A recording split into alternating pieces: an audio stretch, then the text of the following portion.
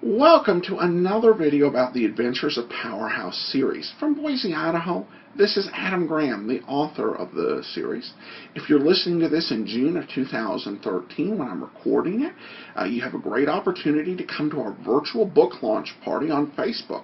Just go to facebook.com/PowerhouseSquad and be on that page between 6:30 and 9 on June the 12th, and you can take part in the party.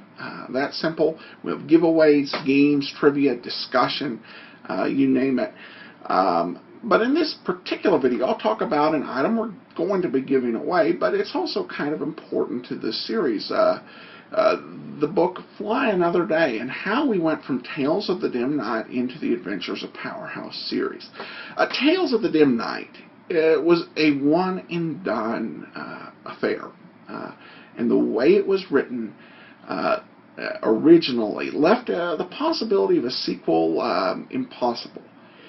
It resolved the characters' issues, and everything was pretty well wrapped up in one book.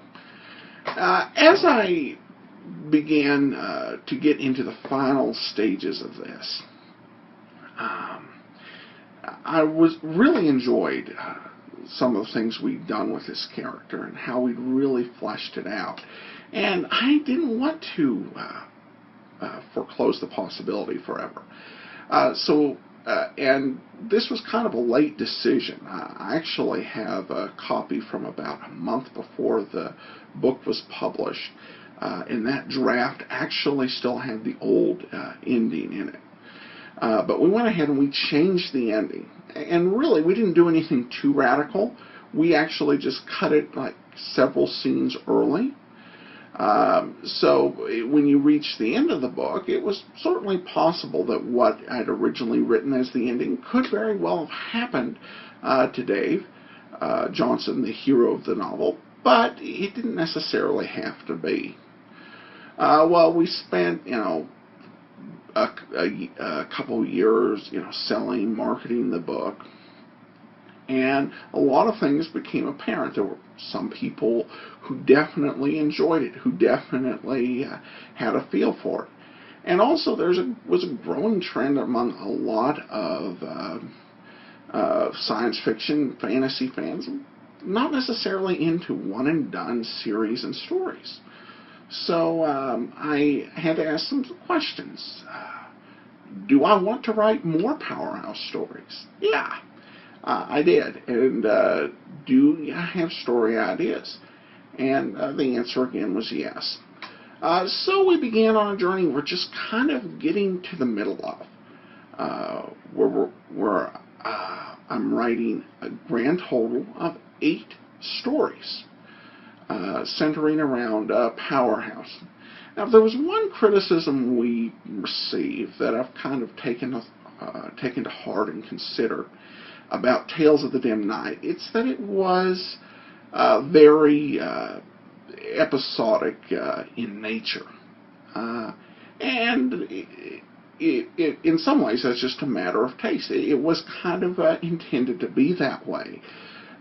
Because it was really meant to have that feel of the Saturday morning cartoon shows people grew up with as a kid. And so you'd have, car thieves and aliens and human traffickers and minor lawbreakers, and then there'd be a chapter on fighting terrorists.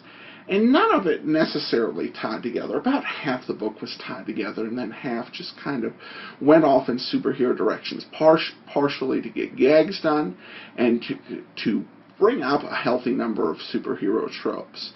So it was kind of a braided novel thing. So I decided when we launched the Adventures of Powerhouse series, there would still be these episodes and these stories. There would still be a lot of the stuff we used in the first book. But since we're planning on going over 8 stories, there was going to be a big underlying plot. And So with that in mind, we started doing the Adventures of Powerhouse Stories. Now, I should be clear, there's a difference between stories and novels. Originally, my plan was to do 8 novellas, and then to publish each of those individually as ebooks, and then to go ahead and compile 4 of them into a book. That hasn't necessarily worked out, and the big reason for that was Powerhouse Hard Pressed. We got the first 2 stories finished, and they were easily novella length, around 30,000 words. We had Powerhouse Flies Again and Rise of the Robo-Lawyers. Then we got into writing.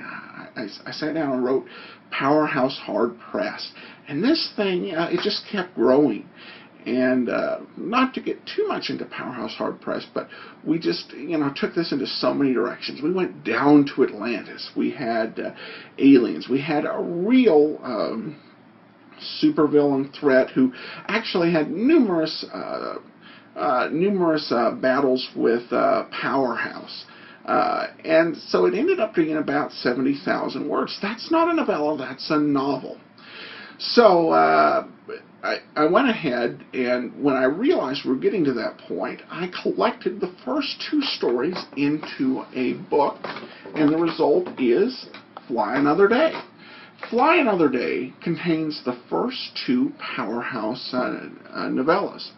The first one, Powerhouse Flies Again, kind of picks up after the events of Tales of the Dim Night, where Dave has lost his powers. He's no longer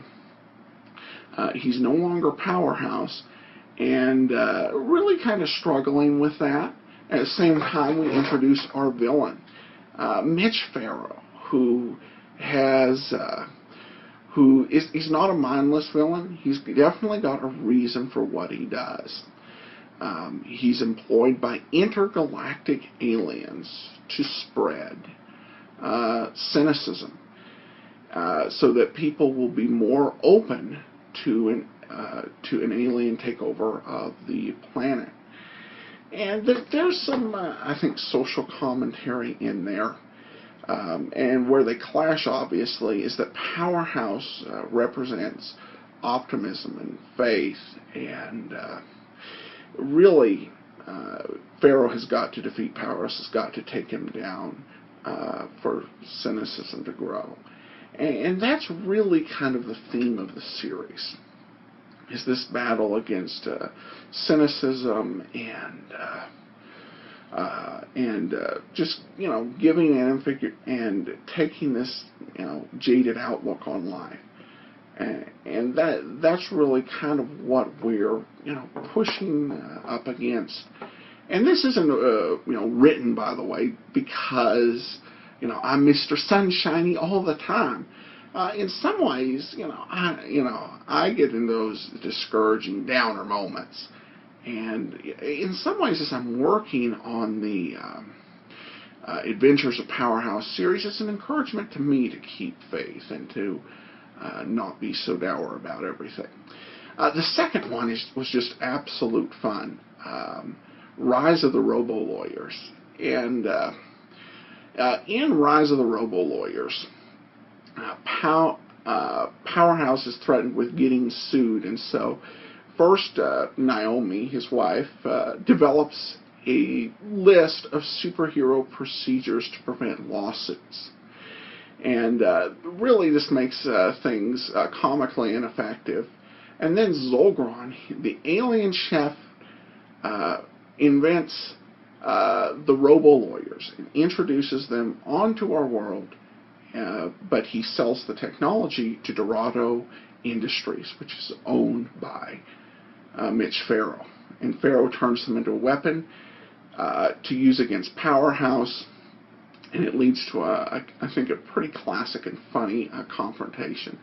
The last couple of chapters of Rise of the Robo-Lawyers are absolutely hilarious.